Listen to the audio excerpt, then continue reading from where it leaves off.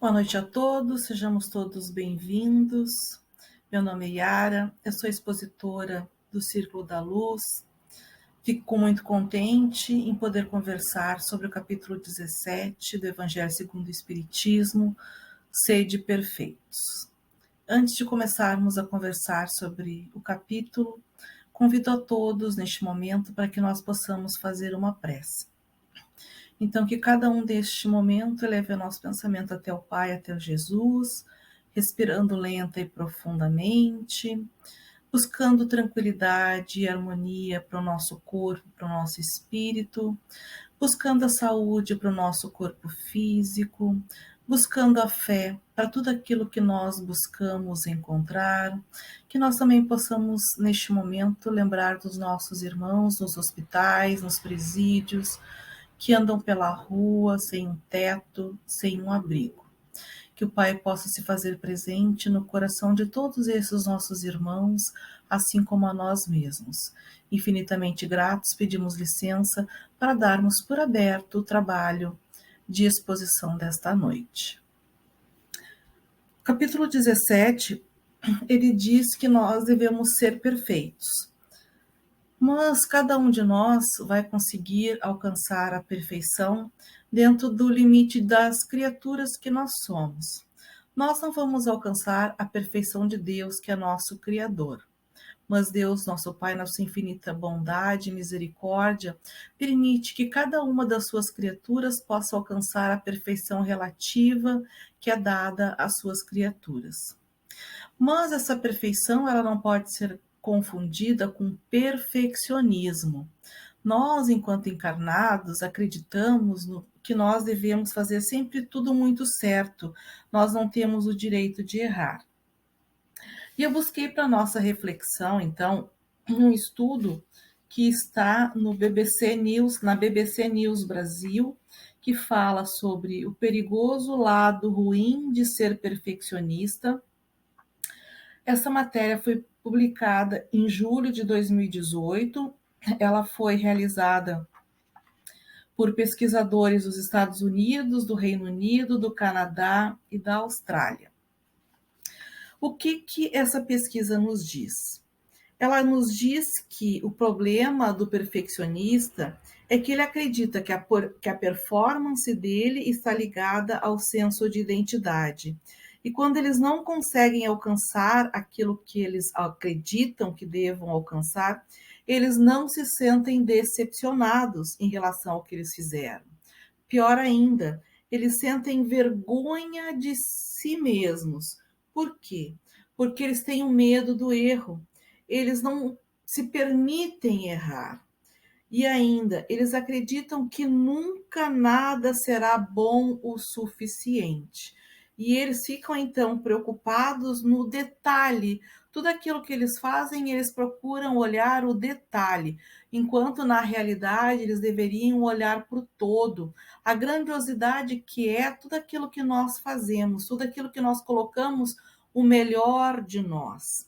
E quando o perfeccionista ele enxerga desta forma, ele tem a tendência de gerar algumas condições de algumas doenças. Quais seriam essas doenças? Seria a depressão, a ansiedade e o estresse. E eles aumentam ainda a sua autocrítica quando eles estão em depressão, quando eles se sentem ansiosos, quando eles estão estressados. E mais ainda, lhes falta ainda a compaixão para consigo mesmo.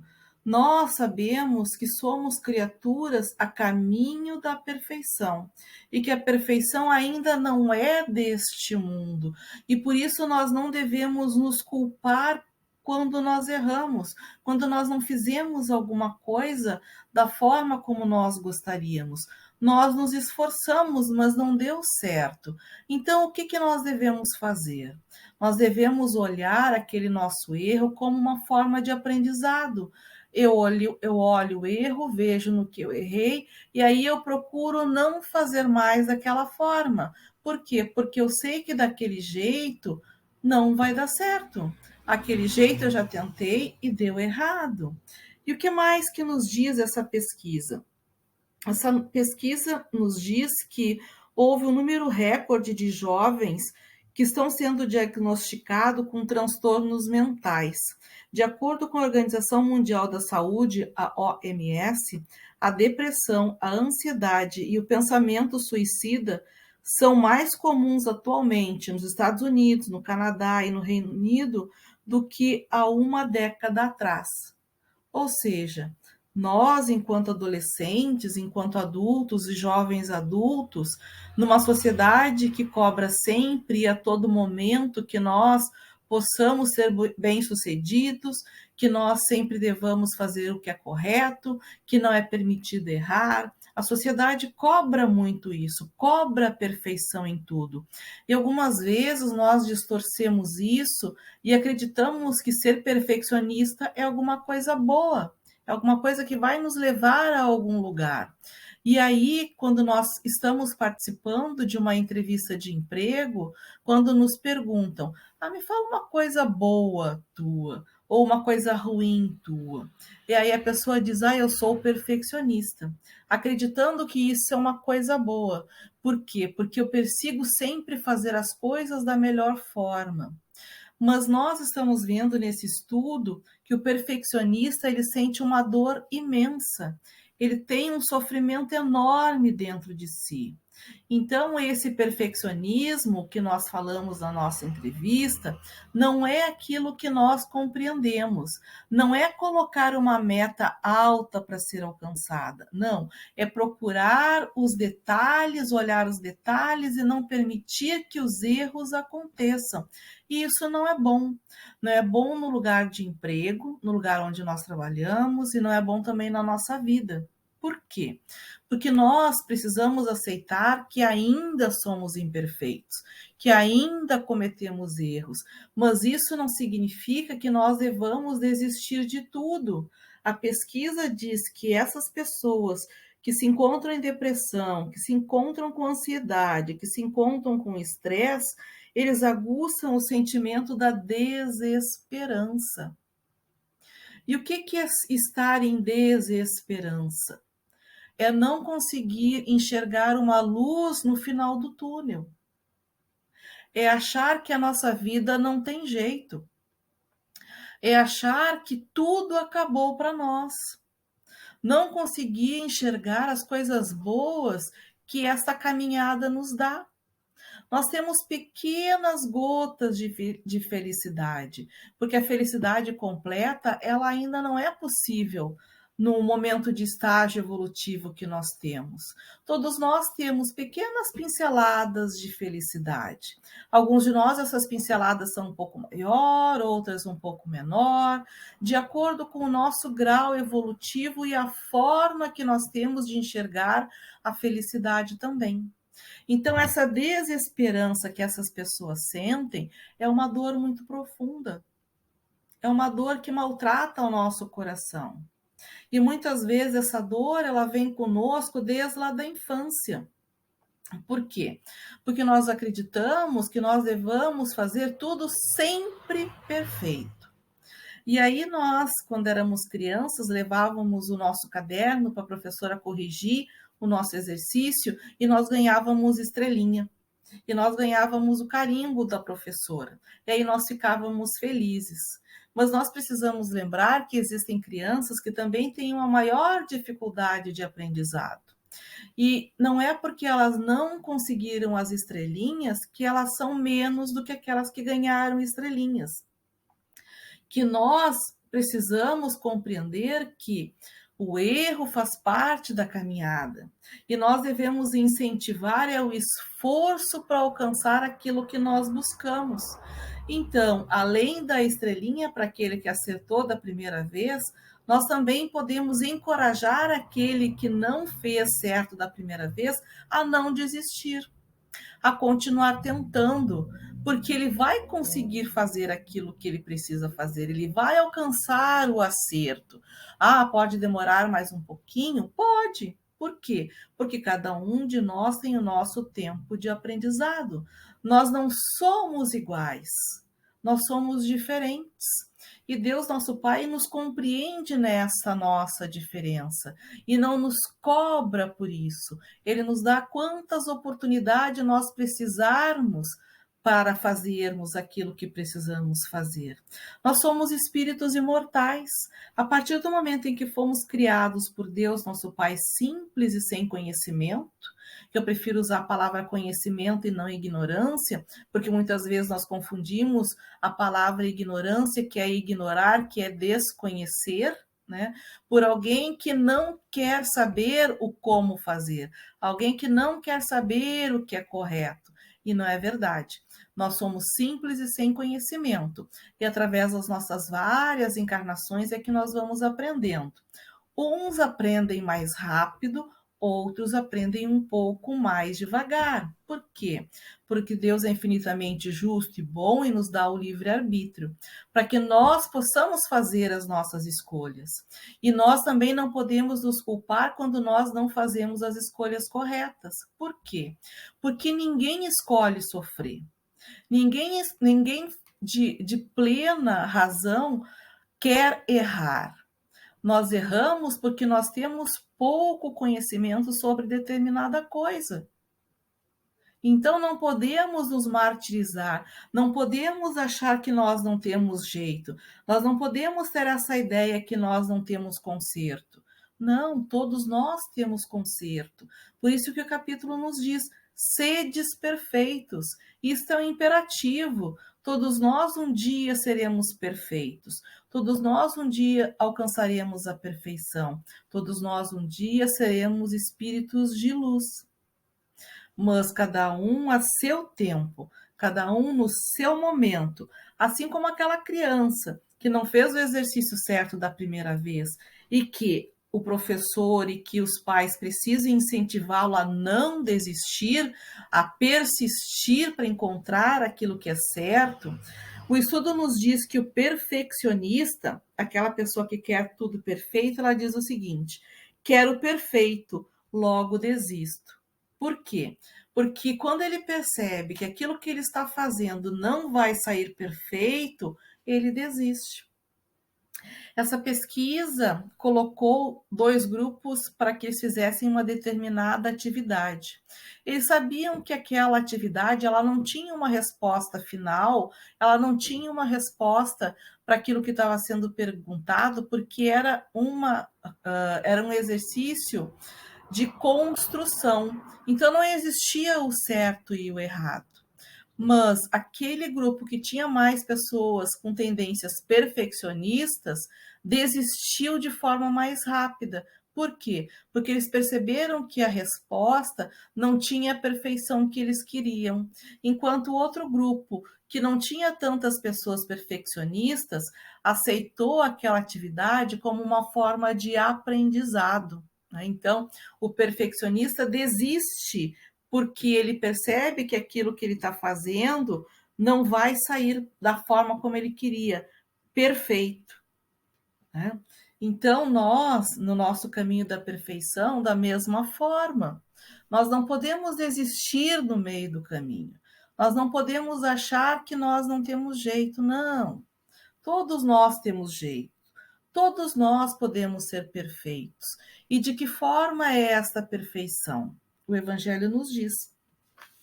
Eu vou pedir licença para todos para que eu possa, então, fazer a leitura do item 1 do capítulo 17, Sedes Perfeitos. Ele nos diz o seguinte: as características da perfeição.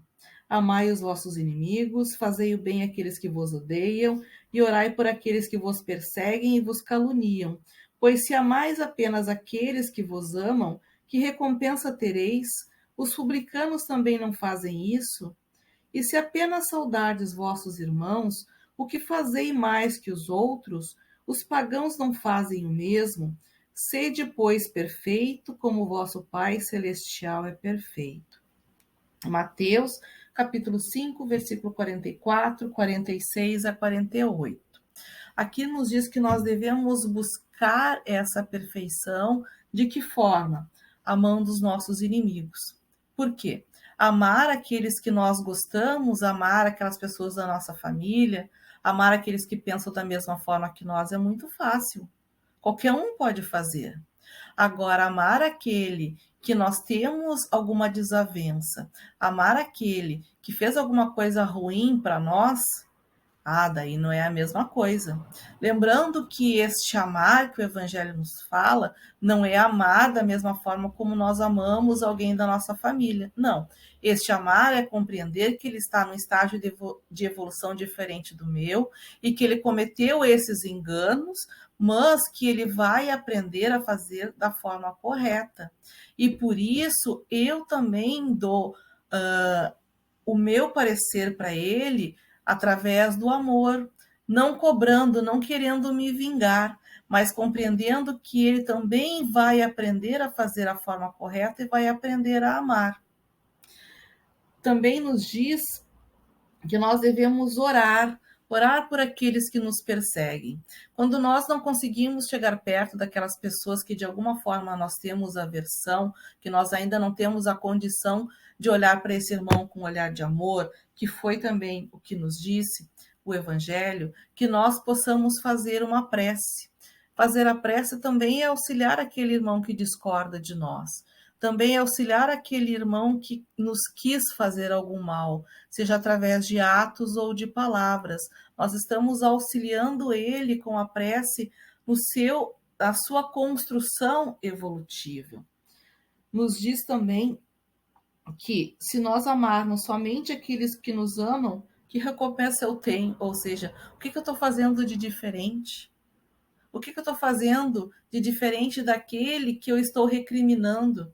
Daquele que eu estou dizendo que fez alguma coisa de ruim para mim, né?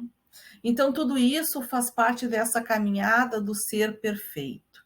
E a lei maior nos diz que nós devemos amar a todos incondicionalmente. E esse amor começa, num primeiro momento, por aceitar aquele que pensa diferente de mim, não cobrar a igualdade. Nós temos 5 dedos na nossa mão, e quantos deles são iguais? Nenhum. Da mesma forma, nós não somos iguais a ninguém. Ninguém é igual a nós. Até mesmo os irmãos gêmeos idênticos, eles têm aparência física idêntica, mas eles pensam diferente, né? Eles têm personalidades diferentes, eles têm gostos diferentes, e nós precisamos respeitar essas diferenças. Às vezes nós temos a vontade de vesti-los igualzinho, né? Mas nós devemos compreender que eles são seres diferentes, que pensam diferente, que têm gosto diferente, nós precisamos respeitar essas individualidades. Tudo isso faz parte do nosso aprendizado. Eu vinha falando antes que o perfeccionismo, aquilo que nós buscamos de nunca fazer nada errado, que nós nos cobramos, que nós sentimos vergonha de nós mesmos, porque nós não conseguimos fazer a entrega que nós gostaríamos que fosse, que nós gostaríamos de entregar. Nós precisamos lembrar que nós não somos um fracasso. Não, nós só erramos naquele momento por falta de conhecimento. Assim como nós, enquanto espíritos encarnados, sempre buscamos fazer as melhores escolhas. Nós escolhemos aquilo que nós acreditamos ser certo naquele momento, dentro do conhecimento que nós tínhamos naquele momento. A evolução ela é gradativa, a evolução é de acordo com aquilo que eu consigo fazer. E quando eu tenho alguma dificuldade, que eu possa abrir meu coração e pedir auxílio ao mundo espiritual. Eu preciso perceber Deus na nossa vida. Só que cada um de nós percebe Deus na sua vida de forma diferente. Cada um de nós compreende Deus com um sentimento diferente. Deus não vai responder às nossas solicitações através das palavras. Deus vai ouvir as nossas preces e aquilo que nós desejamos de auxílio através dos nossos irmãos, através das conversas com esses irmãos, através do que acontece conosco no dia a dia, né? E todos nós merecemos ser felizes. E às vezes nós estamos amargurados, procurando emprego e nós não conseguimos encontrar. E aí, às vezes, nós estamos conversando com alguém e essa pessoa diz: Nossa, eu sei de uma vaga, não exatamente do jeito que tu está procurando, mas eu sei de uma vaga de emprego. Quem sabe tu se candidata a esta vaga, vai lá com toda a tua força de vontade, com a vontade de tu acertar, de tu ser contratado, e tu vai receber um sim dessa vez. E a gente então diz: Que bom que eu consegui. A gente vai lá, se inscreve para a vaga, vai com todo o amor, que a gente vai com toda a fé, que a gente vai conseguir, e realmente conseguimos a vaga, conseguimos aquilo que a gente estava buscando, que era o nosso emprego. E o que aconteceu? Deus falou conosco através do nosso irmão. E conseguimos então aquilo que a gente buscava, que era o emprego. E qual outra coisa também que acontece? Deus fala conosco no nosso dia a dia, no nosso cotidiano. Deus fala conosco também nas coisas que nos acontecem e que nós chamamos de intuição. Né? A intuição também é Deus falando conosco através do nosso anjo da guarda, que nos intui em relação a algumas coisas que nós devemos ou não devemos fazer. Às vezes a gente diz: a minha intuição foi que eu tinha que levar determinada coisa, ou eu tinha que fazer determinada coisa, que aquilo seria bom. Por que que eu não escutei? É Deus falando conosco, que nós possamos ouvir a nossa intuição. É o nosso anjo da guarda nos orientando, nos dizendo aquilo que nós precisamos fazer. Quantas vezes nós ouvimos pessoas dizendo que elas teriam que embarcar num voo, elas teriam que embarcar num ônibus para um determinado local, e elas sentiram uma intuição que elas não deveriam embarcar naquele voo, elas não deveriam embarcar naquele ônibus. E depois de algum tempo, eles recebem a notícia que aconteceu um acidente, ou no voo, ou no ônibus. Foi Deus falando conosco, dizendo que nós precisamos ficar um pouco mais aqui neste planeta Terra, neste planeta de provas e expiações, porque nós ainda temos algumas coisas para fazer. Porque o nosso aprendizado com este corpo físico ainda não chegou ao fim. Que este aprendizado aqui neste mundo de provas e expiações, ainda existem muitas coisas para que nós possamos fazer em relação ao outro, em aprender este amar ao próximo como a si mesmo. E um exemplo que eu dou de uma coisa muito importante muitas vezes e que muitos de nós não gostamos de fazer é visitar alguém, nossos conhecidos ou nossos parentes num hospital, né? No hospital. E nós acreditamos que o hospital é um lugar tão triste, é um lugar que nos deixa tão depressivo, nos deixa mal. E aí nós dizemos: fulano, quando tu sair do hospital eu vou te visitar lá na tua casa, né? Mas nós esquecemos que aquela pessoa que está lá no hospital, às vezes ela está lá 2 dias, uma semana, um mês, e nós estamos preocupados conosco naquele momento em que nós vamos até lá e não vamos nos sentir confortáveis. Mas nós vamos estar lá por quanto tempo? 30 minutos, 40 minutos, 1 hora? Enquanto aquela pessoa que está lá hospitalizada, está um dia, uma semana, um mês. E a nossa visita é o momento em que ela vai se sentir mais tranquila, é o momento em que ela vai ter um refrigério no seu dia a dia, é um momento em que ela vai sentir menos dor, é um momento em que ela pode renovar a fé, é um momento em que ela vai ter momentos de alegria, são momentos que ela pode sorrir conosco, de uma lembrança, ou de alguma coisa que nós fizemos junto com essa pessoa. Que nós possamos fazer todo o bem que está ao nosso alcance, que nós possamos chegar no fim do dia e fazer a pergunta de Santo Agostinho, que está no Livro dos Espíritos. Será que eu não deixei de fazer nada que eu poderia ter feito? Será que eu fiz todo o bem que eu poderia ter feito? Será que realmente tudo aquilo que estava ao meu alcance eu consegui fazer? Será que eu não fiz alguma coisa contra alguém que não deveria ter feito? Será que eu pedi a desculpa que eu deveria ter perguntado? Será que eu disse às pessoas que eu amo, que realmente eu as amo? Será que eu pedi desculpa das vezes que eu precisei? Todas essas coisas são coisas que nós fazemos para o nosso aperfeiçoamento. E esta é a caminhada do sede perfeitos. E é dessa forma que nós conseguimos alcançar a perfeição nas pequenas coisas. A perfeição não é uma coisa grandiosa. A perfeição ela não é de um momento para o outro. A perfeição é uma construção do nosso dia a dia, a construção daquilo que nós precisamos fazer de melhor, a construção do aprender a amar. E esse aprender a amar está ao alcance de todos nós, aos pouquinhos, devagarinho, nas pequenas coisas, nós vamos conseguir alcançar aquilo que o Mestre Jesus nos disse: sedes perfeitos, não como o nosso Pai Celestial é perfeito, mas de acordo com a perfeição das criaturas que nós somos, as criaturas de Deus, nosso Pai.